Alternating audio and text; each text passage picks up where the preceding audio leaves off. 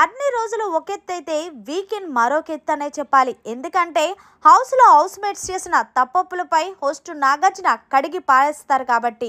ఇక విషయం పక్కన పెడితే బిగ్ బాస్ సీజన్ 8లో మరో వీకెండ్ వచ్చింది. ఇక వీకెండ్ వచ్చిన నాగార్జున హౌస్లో ఉన్న హౌస్ మేట్స్తో మాట్లాడుతూ సోనియా దగ్గరికి వచ్చి ఆగారు. అమ్మ సోనియా పాప, నీ గేమ్ ఏంటో ఇంకా అర్థం కాలేదు, వచ్చి వారం రోజులైనా సరే నీ గేమ్ ఇంకా స్టార్ట్ చేయలేదేంటమ్మా అని అడిగేసరికి, నేను గేమ్ ఆడుతున్నాను సార్, మీకు కనిపించట్లేదంటే, అవును మరి నువ్వు గేమ్ ఆడుతున్నావు, మాకు కనిపించట్లేదంటే మేము గుడ్డోలమమ్మ అని అడిగేసరికి సోనియా ఒక్కసారిగా షాక్ అయ్యింది.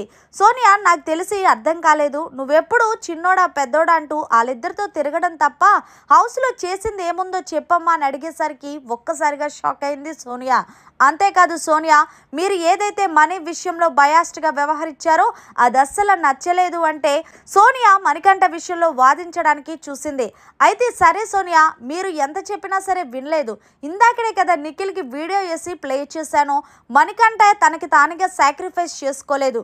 ఫస్ట్ యష్మి అన్న తర్వాత నువ్వు పృథ్వీ కూర మణికంఠ పేరు చెప్పడంతో మణికంఠ ఇంకా చేసేదేమీ లేక సరే నేనే పక్కకు తప్పుకుంటానంటూ పక్కకు తప్పుకున్నాడు. అసలు బిగ్ బాస్ మీకు రూల్ ఏం చెప్పారు? గేమ్కి అనర్హులని భావించిన వాళ్ళని ఎలిమినేషన్ చేయమన్నారు. కానీ మీరు గేమ్ ఆడినోని తీసేస్తే ఇంకేంటి అంటూ గట్టిగా ఇచ్చుకున్నారు సోనియాకి.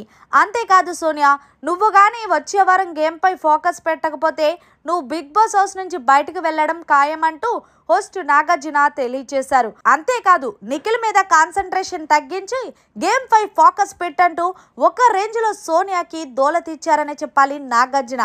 మరి మొత్తంగా నాగార్జున గారు సోనియాపై చేసిన కామెంట్స్ పై మీ అభిప్రాయాన్ని కామెంట్ చేసి తెలియచేయండి. మరిన్ని లేటెస్ట్ లైవ్ అప్డేట్స్ కోసం చూస్తూనే ఉండండి అవర్ ఛానల్.